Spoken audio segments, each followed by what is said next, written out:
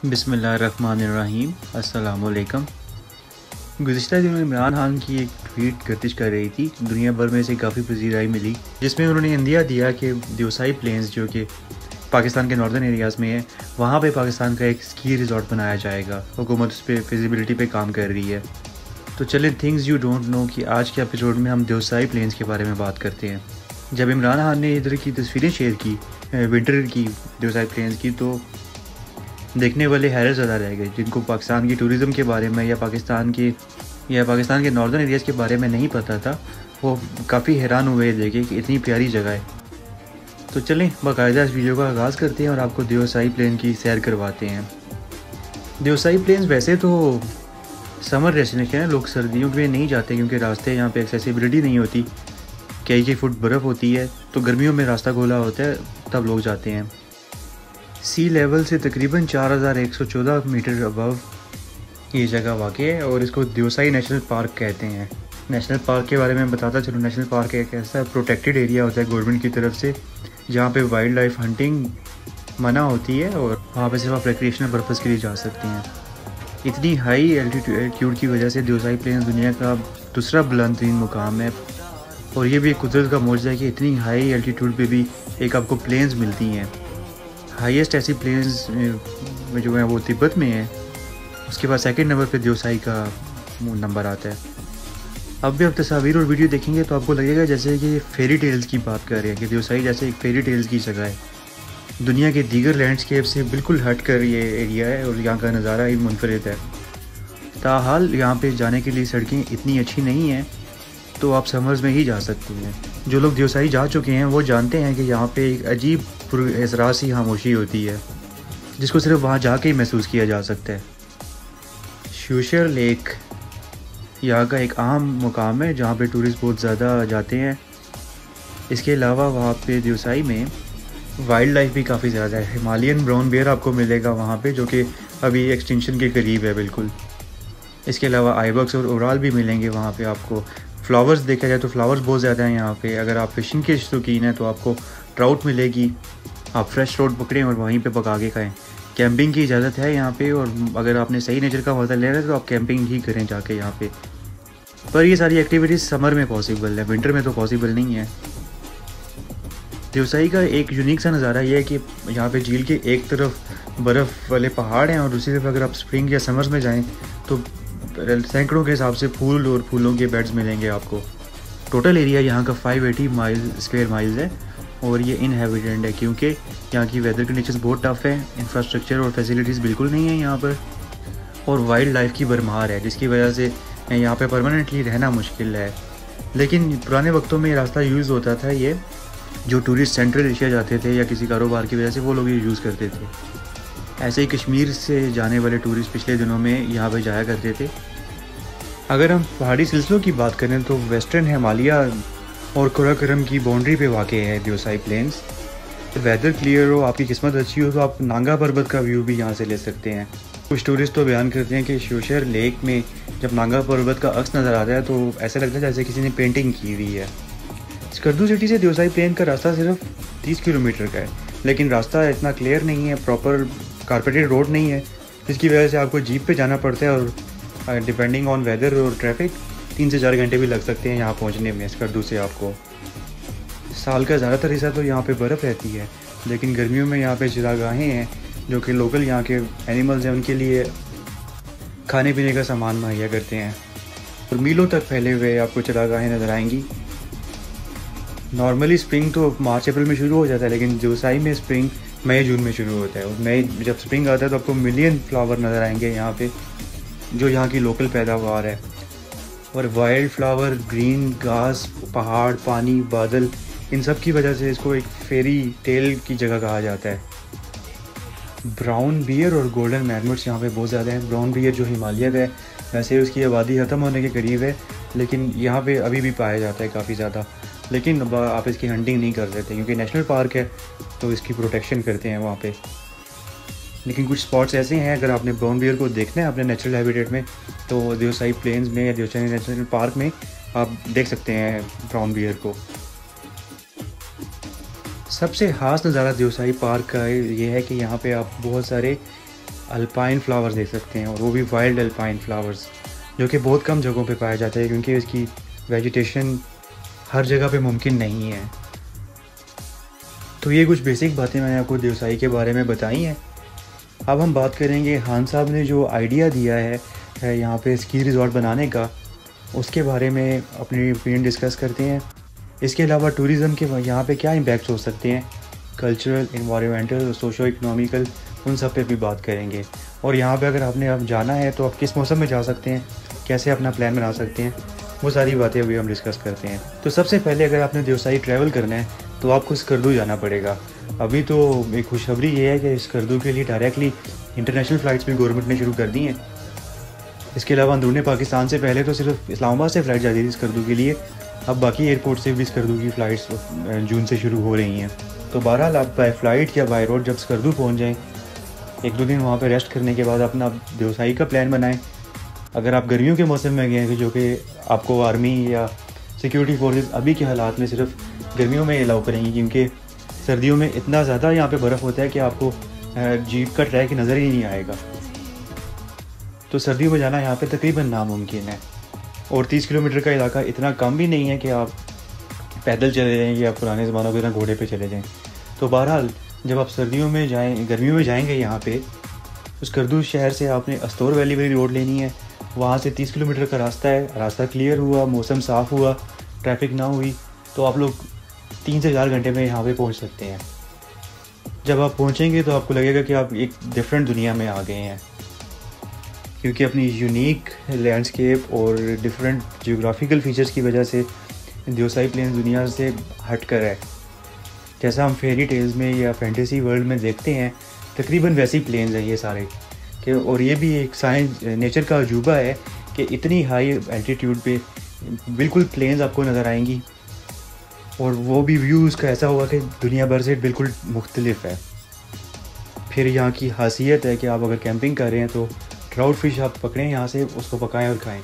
Trout fish हमारे शुमाली इलाका जात की एक ख़ास सौगात है, नारान का गान में भी मशहूर है और बाकी इलाकों में भी। ट्राउट बेसिकली बहुत पावरफुल मछली और बहुत कह लें कि कुछ जायका क्या उसको कंसिडर किया जाता है। पावरफुल इसलिए क्योंकि ये ऐसी मछली है कि जो पानी के बहाव से अपोजिट स्विम करती है। तो अगर आप किसी रेस्टोरेंट वगैरह से ट्राउट लें तो ट्राउट की कीमत काफ़ी ज़्यादा होती है। तो यहाँ पे अगर आप लगी हैं तो आप खुद से फ़िश पकड़ें ट्राउट और उसको खाएं। बाकी कैंपिंग के लिए अगर आपने जाना है तो अपना साजो सामान लेकर जाएं, क्योंकि यहाँ पे आपको कुछ नहीं मिलेगा, ना कुछ खाने पीने की फैसिलिटी है, ना कुछ प्रॉपर इंफ्रास्ट्रक्चर है। तो जो भी ज़रूरियात की चीज़ें वो आप लेकर जाएँ। गर्म कपड़े या वेदर प्रोटेक्शन के लिए कुछ ज़रूर लेके जाएं, क्योंकि यहाँ पे बहुत दफ़ा ऐसा भी हुआ है कि मिड ऑफ समर में भी स्नो फॉलिंग हो जाती है यहाँ पे, क्योंकि बेशक समर है लेकिन टेम्परेचर इसका फिर भी ठंडा रहता है, 0 के आसपास ही रहता है, और किसी वक्त भी बर्फ़बारी हो सकती है यहाँ पे। और यहाँ पे मौसम का बारिशों के लिहाज से भी कोई एतबार नहीं है, कभी भी बारिश शुरू हो सकती है यहाँ पे। तो चलें, ये तो हो गया कि आपने देवसाई पहुँचना कैसे है या वहाँ पे प्लान कैसे करना है। अगर आपने स्टे नहीं करना, आपका 1 डे का ट्रिप है, तो फिर आप अर्ली मॉर्निंग जाएँ स्कर्दू से, ताकि आप शाम से पहले वापस स्कर्दू आ जाएँ। अगर कैंपिंग करनी है तो फिर डिफरेंट बात है। अभी इसके बाद हम बात करते हैं जो स्की रिज़ॉर्ट का आइडिया दिया गया। तो चलें बताता चलूँ कि अभी हाल ही में गवर्नमेंट ने मालम जब्बा सवात में एक स्की रिज़ॉर्ट बनाया, बिल्कुल इंटरनेशनल स्टैंडर्ड के मुताबिक। मालम जब्बा पे हमने एक वीडियो ऑलरेडी की है, उसके जो स्की रिज़ॉर्ट है उसके बारे में सारी डिटेल्स उस वीडियो में मौजूद हैं। अगर आपको कुछ मालूमात चाहिए तो आप वो वीडियो देख सकते हैं। इंटरनेशनल स्टैंडर्ड का सबसे बड़ा पाकिस्तान में जो स्की रिज़ॉर्ट है वो मालम जब्बा में ही है। वो पर्ल कॉन्टिनेंटल होटल भी वहाँ पर मौजूद है, आपके ठहरने के लिए एक अच्छी रिहाइश में वहाँ पर आपको मिल सकती है। उसके बाद नलतर वैली भी शुमाली इलाका जात में है, यानी गिलगित बल्तिस्तान में है। वहाँ पर भी एक स्की रिज़ॉर्ट मौजूद है जो कि गवर्नमेंट ऑफ पाकिस्तान ने बनाया है। ये बड़े लेवल के ये 2 स्की रिज़ॉर्ट हैं जहाँ पे इंटरनेशनल स्टैंडर्ड के मुताबिक जो फैसिलिटीज़ हैं स्कीइंग की वो दस्तयाब हैं। इसके अलावा कुछ दीगर स्की रिज़ॉर्ट भी हैं, लेकिन वो इतने पॉपुलर नहीं हैं। जैसे कि नथिया गली में भी है एक स्की रिज़ॉर्ट, लेकिन नथिया गली में बात यह है कि स्नो का जो ड्यूरेशन है वो इतना ज़्यादा नहीं होता, हार्डली 2 से 3 महीने ऐसी आपको स्नो मिलेगी, ऐसी स्लोप्स मिलेगी जिस पर आप स्कीइंग कर सकते हैं। तो वो इतना फेमस नहीं है टूरिस्ट में। ज़्यादा फेमस मालम जब्बा या फिर नलतर वैली वाला जो स्की रिजॉर्ट है, ये दोनों ज़्यादा फेमस है टूरिस्ट में, और फैसिलिटीज़ भी ज़्यादा यहीं पर पाई जाती हैं। तो अभी अगर खान साहब के आइडिया के हम प्रैक्टिकल इम्प्लीमेंटेशन के बारे में बात करें या फिजिबिलिटी के बारे में बात करें, तो सबसे पहले तो यहाँ को एक्सेसिबिलिटी देनी पड़ेगी। यानी इतनी चैलेंजिंग रोड है यहाँ बन सकती है यहाँ पे कि जो कितने फुट बर्फ़ पड़ी होती है, तो उसमें भी रास्ता बनाना और यहाँ पहुँचना थोड़ा इजी नहीं होगा। ये करंट रोड की कंडीशन देख लें आप, तो अगर यहाँ पे कारपेटेड रोड होगी तो अच्छी बात है, ट्रैवल टाइम कम होगा। लेकिन उसका नुकसान ये भी होगा कि सर्दियों में ये किसी भी वक्त बंद हो सकती है, तो ये भी ट्रैफिक यहाँ पे फंस भी सकती है। उसके बाद यहाँ पे ये भी चीज़ ध्यान में रखनी होगी कि जब आप कुछ ऐसी कंस्ट्रक्शन करें, मैस लेवल पे कंस्ट्रक्शन करें, तो यहाँ की जो लोकल वेजिटेशन है या यहाँ का जो फ्लोरा और फाना है उसको कोई नुकसान ना हो। तो कोशिश ये हुकूमत की तरफ से होगी कि ऐसी जगह का इंतखाब किया जाए जहाँ से आपका जो नेचर है या नेचुरल एरिया है उसको डिस्टर्बेंस ना हो, इकोसिस्टम ख़राब ना हो यहाँ का। और जो already near to end species हैं हिमालयन ब्राउन बियर की, उनको कोई खतरा ना हो या उनका हैबिटेट डिसलोकेट ना हो जाए। या हिमालयन बियर के अलावा जो यहाँ के और नेटिव एनिमल्स हैं उनके लिए भी ये भी चीज़ ध्यान में रखनी होगी। इतना आसान नहीं है क्योंकि ये एरिया बाय रोड इतना एक्सेसिबल नहीं है। चलें बहरहाल अगर मैनेज कर लेते हैं रोड बनाना, अच्छी रोड बना लेते हैं इंटरनेशनल स्टैंडर्ड की, और उसको ऐसा कोई सिस्टम भी दे देते हैं कि जिससे वो विंटर में भी रोड क्लियर रहे, फिर भी यहाँ पे कंस्ट्रक्शन के लिए भी काफ़ी चैलेंजेस दरपेश होंगे। उन सब से निवृत्त आज़मा होने के बाद भी अगर हुकूमत बना लेती है तो फिर सबसे बड़ी रिस्पॉन्सिबिलिटी हमारी होगी, हमारी रिस्पॉन्सिबिलिटी टूवर्ड्स आवर नेचर, कि अगर हम गए हैं यहाँ पे, हमें कोई रिक्रिएशनल स्पॉट मिला है, तो ये नहीं कि हम वहाँ पे जाके गन डालें या वहाँ की नेचर ख़राब कर दें। जैसा कि होता है कि जो बहुत ज़्यादा कॉमन टूरिस्ट प्लेसेस हो जाती हैं, जैसे मरी की बात कर लें या नारायण कागान की, तो इवन झील सैफुल मलूक, तो देखा ये गया है कि जब लोग जाते हैं वहाँ पे तो अपना गन बला डालते हैं और बिल्कुल केयर नहीं करते, तो वहाँ का इन्वायरमेंट ख़राब होता है और आहिस्ता आहिस्ता वहाँ की जो वाइल्ड लाइफ है या वेजिटेशन है वो ख़राब होना शुरू हो जाती है। इस चीज़ का खास ध्यान रखना होगा, हमें सोशली रिस्पॉन्सिबल होना चाहिए कि कहीं भी हम जाएं, वैसे भी हमारे तो इस्लाम में सफाई निस्फ़ ईमान है, तो जो भी आप वहाँ पे चीज़ें इस्तेमाल करें उनको प्रॉपरली डिस्पोज ऑफ करें। एक और मज़े की बात बताऊँ, सर्दियों में ये लेक टोटली फ्रोज़न होती है, तो इसके आसपास स्कीइंग के लिए स्लोप्स पे अगर कोई रिजॉर्ट बनाया जाए तो ये बहुत अच्छा आइडिया है, और हम इंटरनेशनल कम्युनिटी को भी टारगेट कर सकते हैं। अब बाकी दुनिया में अगर यूरोप की अक़वाम की बात करें तो जर्मन लोग अपने साल का 10% बजट रखते हैं, पूरा साल जमा करते हैं अपनी सैलरी में से एडवेंचर टूरिज़म के लिए, और वो इस किस्म की यूनिक जगहों पर जाने के शौकीन होते हैं। हालिया स्टैट्स के मुताबिक पाकिस्तान में जो एडवेंचर टूरिज़म के लिए आते हैं टूरिस्ट, फॉरेन टूरिस्ट की अगर बात करें तो सबसे ज़्यादा जर्मन नेशनल आते हैं एक्सपीडिशंस के लिए, स्पेशली नॉर्थन एरियाज़ में। तो ऐसी कम्युनिटी को हम टारगेट कर सकते हैं अगर हम इंटरनेशनल स्टैंडर्ड की फैसिलिटीज़ दें। सिक्योरिटी का तो ऐसा मसला नहीं है हमारे नॉर्थन एरियाज़ में, क्योंकि वहाँ के हालात अल्हम्दुलिल्लाह ठीक हैं, अंडर कंट्रोल हैं, और आर्मी की अच्छी कमांड भी है वहाँ पे। बाकी बात आती है हमारी फैसिलिटीज़ में। फैसिलिटीज़ अगर हम इंटरनेशनल स्टैंडर्ड की दें, उनके लिए ईजी एक्सेसिबिलिटी दें, तो ज़रूर बहुत टूरिस्ट आएगा। आपके फैक्ट्स के लिए एक बात बताता चलूँ कि स्विट्ज़रलैंड जो कि दुनिया भर में मशहूर है टूरिज़म की वजह से, और उनके ज़्यादातर टूरिज़म नेचर रिलेटेड टूरिज़म है या पहाड़ों की एक्सपीडिशंस हैं। इस तरह के हमारे शुमाली इलाका जैसे इलाके ही हैं तकरीबन स्विट्ज़रलैंड में, जहाँ पे लोग टूरिज़म के लिए आते हैं, तो उन्होंने डिफरेंट से फैसिलिटीज़ दी हुई हैं वहाँ पे, और उनकी इकॉनमी का एक बड़ा पोर्शन जो है वो टूरिज़म से आता है। और अगर सिर्फ स्की रिजॉर्ट की बात करें या स्कीइंग स्पोर्ट्स की बात करें तो $40 बिलियन से भी ज़्यादा एनुअली स्विट्ज़रलैंड कमाता है सिर्फ स्कीइंग से। तो आप अंदाज़ा करें कि कितनी बड़ी इंडस्ट्री है। हम पाकिस्तानियों को अभी तक इतनी इंपॉर्टेंस इसकी नहीं पता, क्योंकि अभी हमारे पास इतनी फैसिलिटीज़ नहीं है स्कीइंग की, इतने प्रॉपर रिजॉर्ट्स नहीं थे पहले, तो हमें इतनी आशनाई नहीं है स्कीइंग से। जदीद दौर इंटरनेट का दौर है, ग्लोबल दुनिया बन चुकी है, तो लोगों को आगाही हासिल हो रही है स्कीइंग से। वीडियोस देखते हैं लोग आगे पीछे मुल्कों की, और तो उनका इंटरेस्ट डेवलप हो रहा है स्कीइंग के लिए। तो इसलिए उम्मीद है कि अगर ऐसा कुछ लेवल का स्कीइंग रिजॉर्ट एक और बनता है पाकिस्तान में, तो लोगों के पास ऑप्शंस होंगी। यही नहीं कि किसी एक ही प्लेस को जैसे मालूम जब है तो उसी को ओवर क्राउडेड किया जाएगा, या वहाँ पे जाके जो नेचर है उसको ख़राब किया जाएगा ज़्यादा लोगों के रश की वजह से, बल्कि हमारे पास मल्टीपल ऑप्शन होंगी, तो सेग्रीगेशन हो जाएगी। लोग डिफरेंट जगहों पे जाएंगे, लोकल लोगों के लिए जॉब अपॉर्चुनिटीज़ क्रिएट होंगी। इसके अलावा हमें पाकिस्तानियों को भी, अगर हम वेस्टर्न टूरिज़म के सिर्फ पॉइंट ऑफ व्यू से बात करें, डिफरेंट जगह मुयसर हो जाएंगी अपने टाइम स्पेंड के लिए या अपनी वेकेशन गुजारने के लिए। इसके अलावा भी इकनॉमिक एस्पेक्ट से अगर हम बात करें तो देवसाई तो बिल्कुल गैर आबाद इलाका है, लेकिन उसके आसपास अगर हम बात करें अस्तोर वैली की या सिकरदू की, तो अभी तक वो एरिया इतने डेवलप नहीं है। दो वहाँ का लिटरेसी रेट बहुत हाई है, अबव 90 लिटरेसी रेट है, लेकिन वैसे भी डेवलपमेंट इतनी नहीं है इंफ्रास्ट्रक्चर वाइज या लिविंग स्टैंडर्ड के हिसाब से। तो जब फॉरेन टूरिस्ट आएंगे या इवन डोमेस्टिक टूरिस्ट भी जाएंगे तो उसका इकनॉमिक इम्पैक्ट बहुत अच्छा होगा। लोग वहाँ से लोकल मार्केट से चीज़ें परचेज़ करेंगे, लोकल होटल में स्टे करेंगे, वहाँ की फैसिलिटीज़ यूज़ करेंगे, जीप्स या कुछ ऐसे लोकल प्रोडक्ट्स यूज़ करेंगे, तो ज़ाहिरी तौर पे उसके पॉजिटिव असरात मुरतब होंगे वहाँ की इकॉनमी पे और वहाँ के हालात बेहतर होना शुरू हो जाएंगे।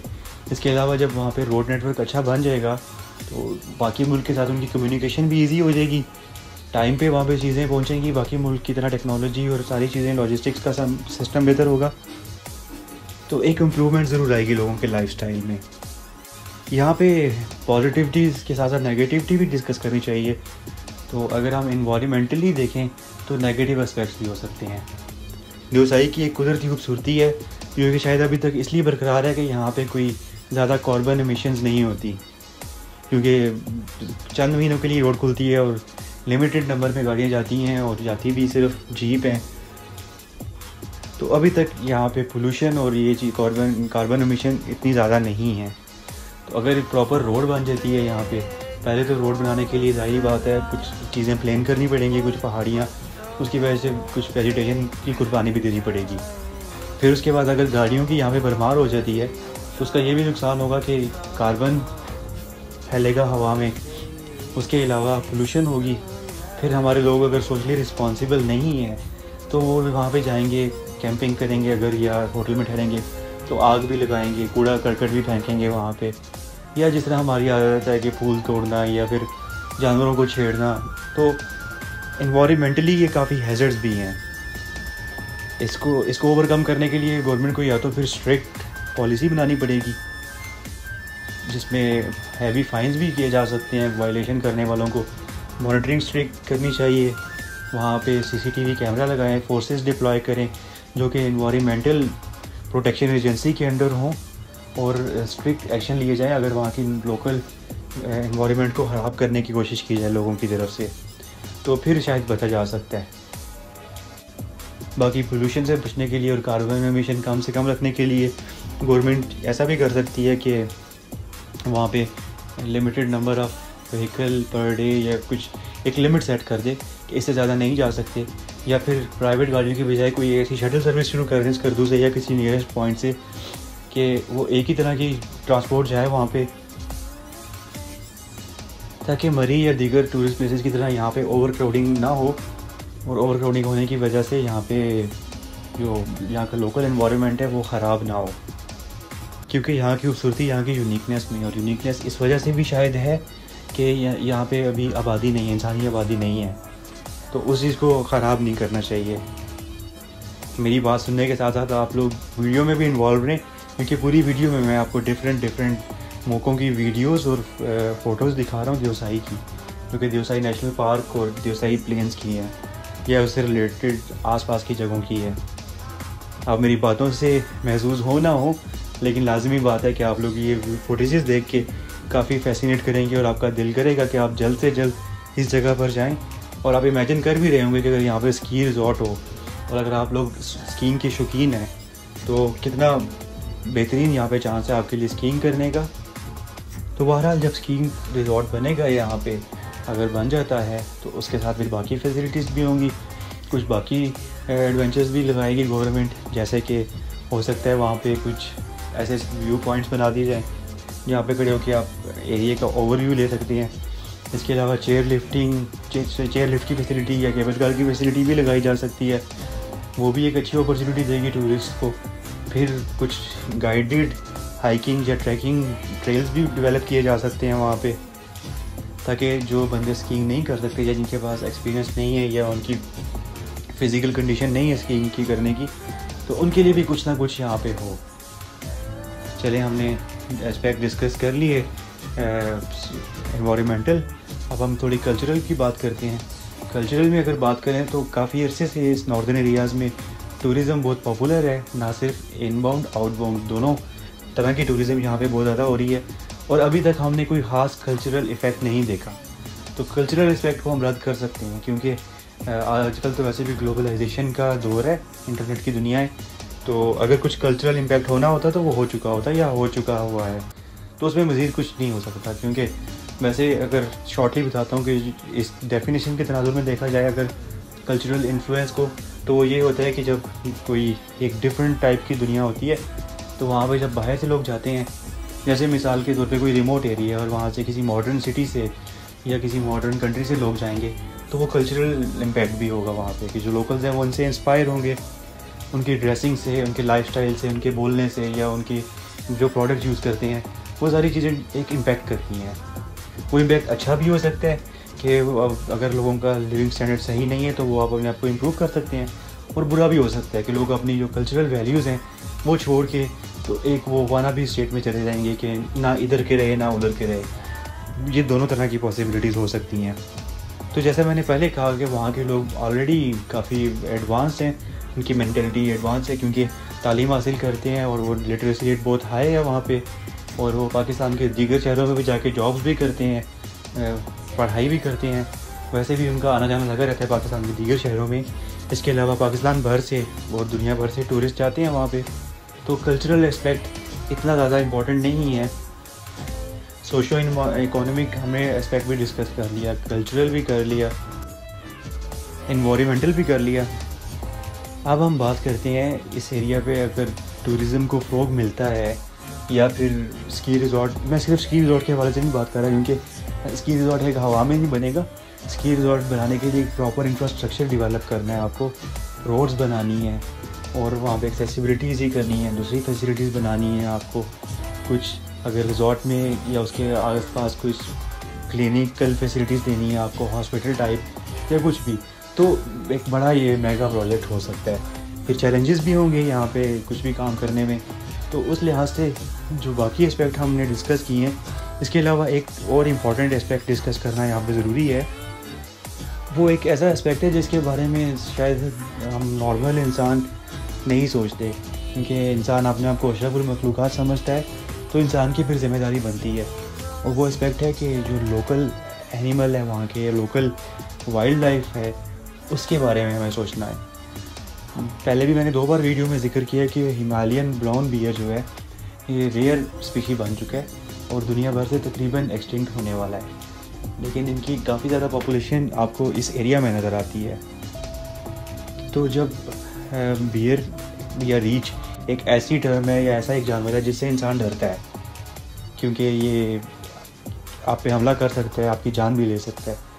तो जब इंसानों की भरमार होगी यहाँ पे और अगर इन्होंने रीछ को देख लिया या कुछ, तो हो सकता है डिफेंसिव अप्रोच में आके लोग उसे मारने की कोशिश करें, या कुछ जो शरपसंद अनासिर होते हैं जिनको ट्रॉफ़ी का शौक़ होता है, ट्रॉफ़ी हंटिंग का, वो इनका शिकार कर सकते हैं। तो एक स्पीशी जो ऑलरेडी नियर एक्सटेंट है, अगर उसको मार दिया गया या उसको डिसलोकेट कर दिया गया तो ये एक बहुत बड़ा नुकसान होगा, क्योंकि अल्लाह ताला ने ज़मीन सिर्फ हमारे लिए नहीं बनाई, बाकी चरिंद परिंद के लिए भी बनाई है। इसके अलावा वहाँ पे जो आइबक्स हैं या उड़ाल हैं या फिर वो आपको माउंटेन शीप कह लें, जो कि वहाँ पे वाइल्ड है, मतलब किसी का मलकियत नहीं है, वैसे फिर रहे होते हैं, तो मारखोर या कुछ ऐसी चीज़ें, तो लोग उनका शिकार करने के लिए भी जा सकते हैं या उनको वहाँ से भगा सकते हैं। ये सारी चीज़ें भी देखनी पड़ेंगी, इनके लिए भी कोई स्ट्रिक्ट मेजर लेने पड़ेंगे, क्योंकि बेसिकली ये व्यवसायी और ये जो नॉर्दर्न एरियाज़ के पहाड़ हैं ये उन लोगों का मस्कन है, उन मखलूक़ात का मस्कन है, हमारा नहीं है। तो अगर हमें वहाँ पे जाना है, उनके साथ स्पेस शेयर करनी है, तो हमें उनके हकूक़ का ख्याल रखना चाहिए। ये तो इम्पैक्ट्स हो गए अब हम बात करेंगे देवसाई और उसके मुल्हिका इलाकों के बारे में मज़ीद। अगर आप में से कोई लोग गए होंगे सैफुल मुलूक पे, तो वहाँ पे आपको स्टोरी टेलर्स मिलते हैं। ये जो 100 या 200 रुपया लेंगे आपसे और आपको सैफुल मुलूक झील के बारे में कोई एक फर्जी अफसानवी दास्तानें सुनाएंगे, अच्छी लंबी कहानियाँ सुनाएंगे कि यहाँ पे कोई शहज़ादा था, उसका नाम सैफुल मुलूक था, उसको परी से प्यार हो गया और फिर वो एक देव आया वगैरह वगैरह, ऐसी बड़ी लंबी लंबी कहानियाँ हैं। तो जो कि हमें पता है कि फ़ोक टेल्स हैं, हर कल्चर में फ़ोक टेल्स मशहूर होती हैं और सुनने में अच्छी लगती हैं, लेकिन फिर भी हम सुनते हैं क्योंकि अच्छा लगता है। बचपन से हमें कहानियाँ सुनने का शौक़ होता है, दादी हमें कहानी सुना रही हैं या हम बुक्स पर में कहानियाँ पढ़ रहे हैं, तो ऐसी अफसानवी दास्तानें सुन के इंसान एंजॉय करता है। तो यहाँ के बारे में भी कुछ ऐसी फ़ोक टेल्स जो हैं वो मशहूर हैं, जो कि मैं तो नहीं सुनाऊँगा आपको, बल्कि मैं नहीं बताऊँगा। अगर आप यहाँ पे जाएं तो आप किसी को पैसे दें और वही आपको सुनाएंगे, ताकि इसी बहाने उन लोगों का रोज़गार भी चलता रहे, या जो इस तरह छोटे मोटे पैसे कमा लेते हैं वो कमा लें। लेकिन छोटा सा बताता जाऊँ आपको कि इस इलाके का नाम देवसाई क्यों है। देव वही है कि जिन्नात में जो बड़ा जिन होता है, या जिसको जाइंट कहते हैं इंग्लिश में, उसको देव उर्दू में कहते हैं। तो यहाँ की लोकल ज़ुबान में साई का मतलब होता है साया, तो यानी देवसाई देव का साया। फिर जहाँ पे देव का जिक्र आता है फोक टेल्स में या लोक कहानियों में, वहाँ पे साथ परियों का जिक्र भी आता है। तो यहाँ पे ज़्यादा दूर नहीं, यहाँ से फेरी वीडियोज़ भी हैं और ये देवसाई है, तो फिर वही लिंक आ गया। तो मतलब यहाँ के भी काफ़ी सारे ऐसी रवायती फोक टेल्स मशहूर हैं, जो आप वहाँ पे जाएंगे तो सुनेंगे, आपका टाइम भी पास हो जाएगा सुन के। अभी पाकिस्तान में बहुत सारी टूरिस्ट कंपनीज़ हैं जो कि टूर ऑपरेट करती हैं नॉर्दर्न एरियाज़ के। बड़े अच्छे उनके ब्रीफ पैकेजेस होते हैं।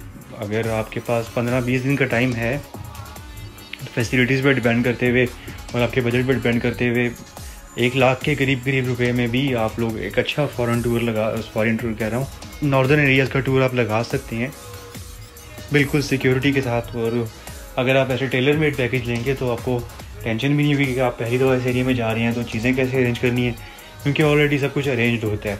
खाना पीना, रिहाइश, साइट सीइंग, कुछ एक्टिविटीज़, ये सारा कुछ अरेंज होता है। तो अगर आप पहली दफ़ा जा रहे हैं और आपको वैसी नेचर नहीं है आपकी कि आप कोई रिस्क उठाएं या कोई खुद से अपनी जान मारें, तो बेटर है कि आप ऐसा कोई पैकेज ले लें किसी वेल रिप्यूटेड टूरिज़म एजेंसी से और फिर आप जाएँ। खुद से अगर आपने जाना है तो मैंने आपको तरीका बता दिया है कि स्कर्दू में जाएं और वहाँ से आगे आपने जीप रेंट पे लेनी है और यहाँ पे पहुँच जाना है। कुछ एरियाज़ में आपको जीप की बजाय घोड़ों पे जाना पड़ेगा, तो वो भी वहाँ पे काफ़ी मिल जाते हैं आपको। इस लेक से मिलती जुलती लेक एक इंडिया की एक मशहूर मूवी 3 इडियट्स में, जहाँ पे वो लास्ट सीन शूट हुआ था, आपने देखी होगी, वो लद्दाख में है, जो कि अभी फ़िलहाल इंडिया के कब्ज़े में है। कश्मीर का एरिया है वैसे वो, फिर जब तक है जहाँ शाहरुख खान की मूवी है उसमें भी आपने देखी होगी वो लेक। तो तकरीबन ये लेक भी वैसा ही व्यू देती है, ये शायद उससे ज़्यादा प्यारा देती हो अगर आप प्रॉपर कैमरा वर्क यहाँ पे किया जाए और इसकी पिक्चराइजेशन प्यारी की जाए तो।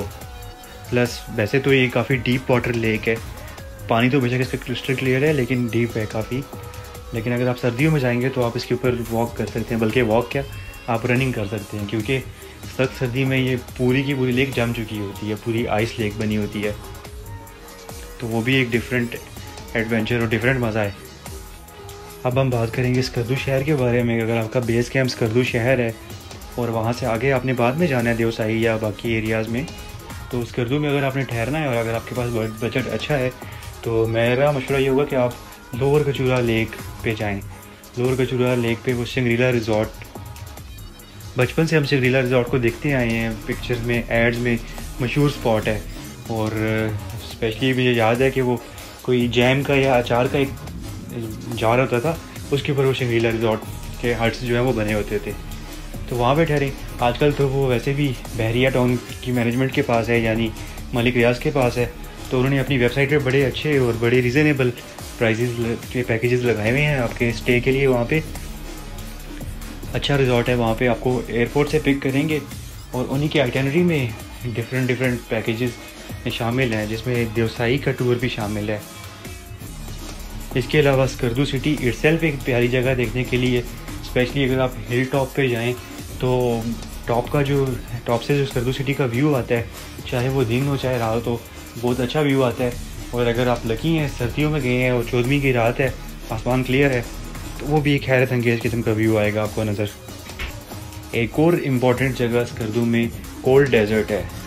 वैसे तो डेजर्ट का जब भी हम नाम सुनते हैं तो हमारे जहन में एक ऐसी जगह आती है कि जहाँ पे गर्मी, तपिश, ना पानी पीने को और दूर दूर तक कोई पौधा नहीं नज़र आएगा, जैसा कि अरेबियन डेजर्ट्स या फिर सहरा, सीना, या मतलब इस तरह के जो दुनिया में बड़े बड़े डेजर्ट हैं उनका नाम है। लेकिन स्कर्दू का जो डेजर्ट जिसकी मैं बात कर रहा हूँ, कोल्ड डेजर्ट, वो भी एक अजूबा है कुदरत का। इतनी हाई एल्टीट्यूड पे, इतने ठंडे इलाके में जहाँ पे most of the year temperature minus में रहता है, वहाँ पे इतनी प्यारी प्लेन्स हैं और इतना प्यारा डेजर्ट है कि वो भी एक शानदार किस्म की अट्रैक्शन है। इसके अलावा स्कर्दू में या उसके मुलाइका इलाकों में अस्टोर वैली भी एक बहुत अच्छी जगह है। PTDC के वहाँ पे हट्स हैं, मोटल है उनका, वहाँ पे अच्छे रिजॉर्ट्स हैं, वहाँ पे काफ़ी फैसिलिटीज़ हैं, रोड बहुत अच्छा जाता है वहाँ पे।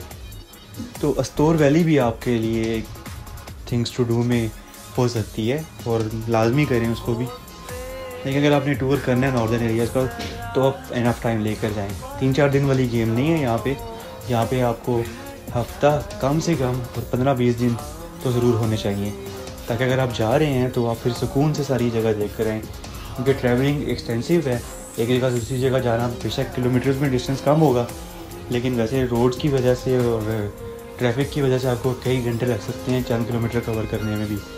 तो जो थकावट है वो फिर अगर थकावट में आप रहे तो आप सही तरह से इंजॉय नहीं कर पाएंगे। उसके लिए ज़रूरी है कि आपके पास रेस्ट का टाइम भी हो, ताकि आप इंजॉय भी करें, रेस्ट भी करें और अच्छी मेमोरीज़ लेकर आएँ। ये नहीं कि आप जब वापस आएँ अपने शहर में तो 10 दिन आपकी थकावट दूर ना और आपके वो जो इन्जॉयमेंट हो रही थी वो एक आवाज़ारी में या हिफत में बन जाए। ये स्कर्दू का नाइट व्यू था। बाकी हमारे नॉर्दर्न एरियाज़ में स्पेशली गिलगित बल्तिस्तान में लेक्स बड़ी मशहूर हैं, अगर और इसके अलावा हाइकिंग ट्रैक्स हैं। फिर नागा पर्वत भी एक देखने वाली जगह। अब ज़ाहिर है हम लोग तो नहीं चढ़ सकते हैं, उसके लिए तो प्रॉपर ट्रेनिंग है इस एक्सपीडिशन के लिए अगर आपने उसके ऊपर जाना है। लेकिन अब जो नागा पर्वत का बेस कैंप है फेरी मीडोज़ के पास, वहाँ पे अच्छे टूरिस्ट स्पॉट्स हैं, वहाँ पे भी कैंपिंग होती है और काफ़ी ज़्यादा फैसिलिटीज़ भी हैं वहाँ पे। गाइडेड टूर्स जाते हैं वहाँ पे, आप अपना हट भी ले सकते हैं, कैंप्स भी लगा सकते हैं, कैंप लगे होते हैं ऑलरेडी, उस पर भी रह सकते हैं आप। तो वो भी एक बड़ी अच्छी जगह है, वो भी आपको बिल्कुल फेरी टेल्स वाली जगह लगेगी, फेरी मीडोज़। वेदर क्लियर में वहाँ से नागा पर्वत का अमेजिंग व्यू है। फिर अब बाहर किस कोई तो नहीं, लेकिन अगर कोई शदीद एडवेंचर का शौकीन है तो वो K2 पे जा सकते हैं। तो ये सब छोड़ें, अगर आपको बिल्कुल टाइम नहीं है तो एक और PIA की फैसिलिटी है जो कि समर्स में अवेलेबल है। इस्लामाबाद एयरपोर्ट से एक फ़्लाइट जाती है PIA की दोपहर के वक्त और वो 3 से 4 घंटों में वापस आ जाती है। इस्लामाबाद में लैंड नहीं करती कहीं पे, लेकिन वो लो फ्लाइट पे आपको सारे नॉर्दर्न एरियाज़ की जो पीक्स हैं, पर जैसे आपको पता होगा कि पाकिस्तान में हाईएस्ट पीक जो दुनिया की उनमें से 7 पीक पाकिस्तान में है, तो उनके पास से आपको लेके जाते हैं। वेदर अगर इजाज़त दे रहा हो तो आप जहाज़ की खिड़की से उनका अच्छा व्यू ले सकते हैं, जिसमें K2 और नागा पर्वत भी शामिल हैं। इसके अलावा नॉर्दर्न एरियाज़ में कुछ दुनिया के बड़े बड़े ग्लेशियर्स हैं। फिर खैर वो तो सियाचिन का एरिया भी है, लेकिन वो इतना टफ है, वो वैसे भी हालत जंग की वजह से वहाँ पे पब्लिक एक्सेसिबिलिटी नहीं हो सकती। अलबत्ता वो भी नॉर्दर्न एरियाज़ में ही आता है, सियाचिन भी।